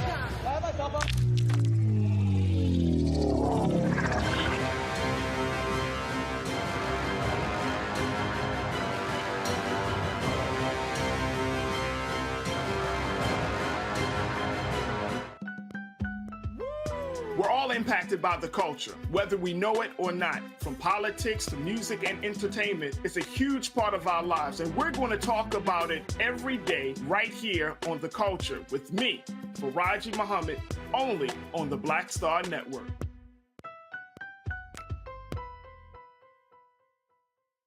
Hi, I'm Vivian Green. Hey everybody, this is your man Fred Hammond, and you're watching Roland Martin, my man, Unfiltered.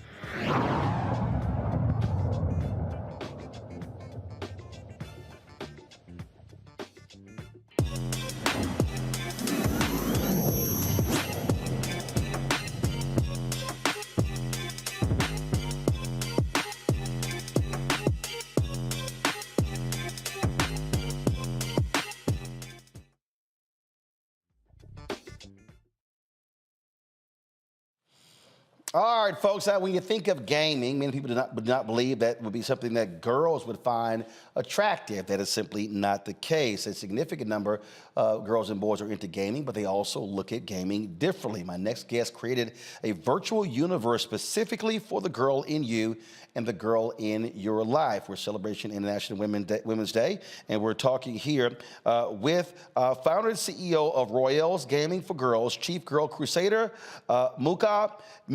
First of all, let's pronounce your last name. First of all, it's Muka Mikanoti Kimoto? You've got it right, Roland. All right, just making sure. All right, good. Okay, there we go. All right, so first of all, how did you embark on this path for this particular game? I love that question. Thank you so much. So you hit the nail on the head. We believe at Royals that all girls deserve to be bold and fearless and undaunted in their pursuit of their greatest potential. And we realized very early on, I happen to be a mom of a gamer girl, and realized very early on that our kids, as young as 2, are spending upwards of 6 hours a day on a mobile device, whether it's a smartphone or a tablet. And the realities of the pandemic, coupled with this increased digital media consumption, have resulted in a crisis, in my opinion, of unprecedented proportions. Our kids are experiencing depression and isolation, cyberbullying and body shame, and poor self-esteem, and limiting mindsets around who they are and what is possible for them. And girls in particular seem to be disproportionately impacted. So as a parent, you can imagine, I have been looking for solutions that would offer more than just the pure entertainment. Mobile app games that would inspire the girl in my life, my daughter, and the girls within my community to, beyond the entertainment piece, really recognize the potential that exists with them, and particularly in leadership and STEAM. So that was really what drove me to build this gaming platform that is targeted at young girls, 4 through 12-year-olds, with the idea of driving them towards leadership paths in science, technology. How many different games on the platform? Sorry? How many different games on the platform? Oh my God, we probably have 6 or 7 different adventures that they can explore. Everything from a narrative that is anchored in a fierce avatar persona, Mara, who is on a mission to be the first global peace ambassador and commander-in-chief of her peacekeeping forces in her land. She's born into royalty, but has a big dream, like all girls do, which is to be on the first human mission to Mars. So the gamer or the learner, depending on who they are in interacting with the app, can delve into adventures, into quests, into learning experiences that explore Mara's journey. They can check out what a day in the life of a real astronaut, a real NASA scientist, like the person who narrated Mara's story, Dr. Crystal Johnson, who's actually head of technology and research investments at NASA, what a day in her life looks like. They can leverage tech that is built into their mobile device, like augmented reality, to beam their avatar persona into their actual play space and chat with that avatar persona over a variety of really meaningful and inspiring topics. They can even engage in real-life activations, events that bring them virtually together with like-minded girls from all over the world to explore the various themes and lessons and ideas that are built into the gamified play. Questions from our panel? Rebecca, you first. Sure. Can you talk more about the gameplay? Is it like puzzles? Is it fantasy? Is it action? Is it fighting? Like what type of games or like story arcs for your character can be found within your platform?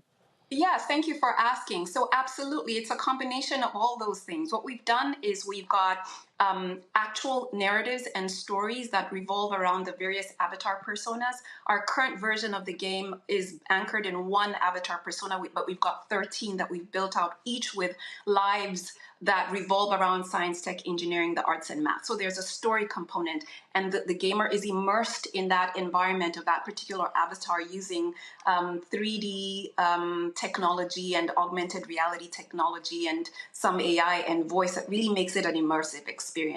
There are a lot of, there's some puzzle type activities. There's an actual Mars adventure where the gamer actually travels to Mars on a quest to Mars with their avatar persona and gets to work with a rover that is built to the specifications of the rovers that we actually have on planet Mars at the moment, navigating that rover over the terrain, learning about planet Mars, having to solve some challenges that astronauts traveling to the planet would have to deal with once they landed on the planet and were looking to establish a human presence there for an extended period of time. There's even a quest that the avatar takes the gamer on to meet her real-life role models in science, tech, engineering, the arts, and math. So this gamer can be a fly on the wall in conversations that the avatar has with the head of tech at NASA or an AI guru at AWS or a clinical trials expert in the United Kingdom, even a gender justice activist in South Africa. Leaders in their own right, real life human beings who are leading and thriving and excelling in STEM and STEAM life paths, who primarily are females or non-binary individuals. So it's a combination of experiences that not only inspire them to explore STEM and STEAM focused life paths, but also drive a sense of social, emotional well-being and confidence and curiosity in exploring leadership pursuits. Robert? At the stages. Robert? Absolutely. I think this is outstanding. One thing I noticed, when we were kids, me and my sister played video games together all the time. But then when we got to about 11 or 12, her interest changed. I kept going. Then with my niece and my nephew, kind of the same thing. They played video games together until they were about 9, 10, and then my niece, kind of her interest changed. What can be done to help girls in particular to stay focused on these STEM and STEAM issues, stay focused on gaming, and really be prepared for those the economy of the future? It's going to be built off these digital platforms. Yeah, that's a great question. The research is telling us that gendered notions of intelligence that are picked up really early are affecting our girls' life pursuits. In fact, I think the numbers say that as young as 6 years old girls are thinking that brilliance is much more likely in boys. By middle school, their interest in STEM and STEAM subjects plummets, so that by the time they reach high school, very few of them are actually exploring those career paths, those subjects, and ultimately those career paths, even though we know some of the most lucrative, most impactful opportunities are in STEM and STEAM fields. And I really feel like the way that we can influence their mindsets is to meet them where they are, which is in play. Play is how, especially gamified play, that's how they create, that's how they connect, that's how they learn, that's how they have fun. Essentially, their entire worlds, whether it is the social piece, the education piece, the entertainment piece, revolves around that mobile device. And that's really what's driven us towards building these gamified learning adventures that meet them where they are, but then totally dismantle those erroneous perspectives they have about who they are and what is possible, especially girls, helping them see real life role models, putting them in scenarios where beyond, jumping through hoops, perhaps in a Roblox or building something amazing in Minecraft, we're connecting the dots to the possibility that exists for that girl as an architect or as an engineer, leveraging the same skills that she would engage with as she's building and experience and having fun with some of these other games. So I really feel that there's an education component there as well as an empowerment piece, and we can achieve that through gamified play, especially if we leverage the technologies now that allow us to truly immerse them in those worlds and help them feel a part and parcel of the potential that the worlds offer. Scott? Yeah, great. These are great idea and great platform. Where do you see the company and the platform going, let's say, in 5 years? I mean, great concept, but what aren't you doing with the platform that you see you and the company and the platform doing 5 years from now? Yeah, a great question. So right now, our first version, what you experience if you go to the App Store or Google Play and download the app is version 1 that is anchored in one avatar persona with limited customization. We're really excited about the next phase of development that would include expanding our digital personalization, customization, and animated content offerings for each of our avatar personas. And as I mentioned, there were 13 or more. So there's limitless opportunities for creative self-expression, digital collectibles, NFT offerings, all those things that this sort of next generation of gamers is really excited about. We're also excited about bringing digital and physical merchandise to the experience, including a first-of-kind digital companion book that is built on immersive technology that really brings that experience to life, but does it in a manner that is also aligned with physical books and experiences that kids engage with at school on a regular basis. And then I think that there's been significant strides within the AI space that we're excited about. We're really excited about building conversational AI into the experience and leveraging, natural language processing, updated versions of that and custom machine learning and voice recognition technology that will make for a smarter, a more responsive, and a truly authentic exchange between our avatars and the gamers and learners. So there's a lot to be excited about. All right, then. Well, tell folks where to check your games out. Thank you so much. I would encourage you to please go to royales.app. That's ROYELLES.app.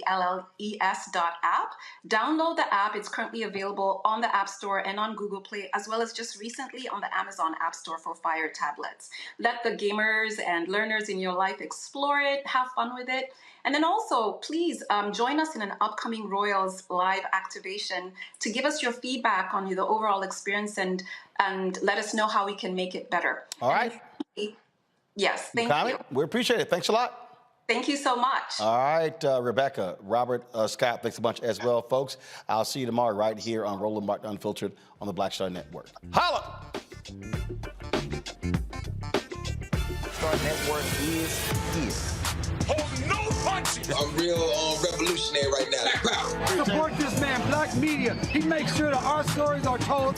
Thank you for being the voice of Black America, Roland. Stay black. I love y'all. All momentum we have now, we have to keep this going. The video looks phenomenal. See, there's a difference between Black Star Network and Black-owned media and something like CNN. You can't be Black-owned media and be scared. It's time to be smart. Bring your eyeballs home. You dig? Pull up a chair, take your seat. The Black Tape with me, Dr. Greg Carr, here on the Black Star Network. Every week, we'll take a deeper dive into the world we're living in. Join the conversation only on the Black Star Network. Hi, I'm Dr. Jackie Hood Martin, and I have a question for you. Ever feel as if your life is teetering and the weight and pressure of the world is consistently on your shoulders? Well, let me tell you, living a balanced life isn't easy. Join me each Tuesday on Black Star Network for A Balanced Life with Dr. Jackie. We're all impacted by the culture, whether we know it or not. From politics to music and entertainment, it's a huge part of our lives, and we're going to talk about it every day right here on The Culture with me, Faraji Muhammad, only on the Black Star Network. I'm Deborah Owens, America's Wealth Coach, and my new show, Get Wealthy, focuses on the things that your financial advisor and bank isn't telling you, but you absolutely need to know. So watch Get Wealthy on the Black Star Network.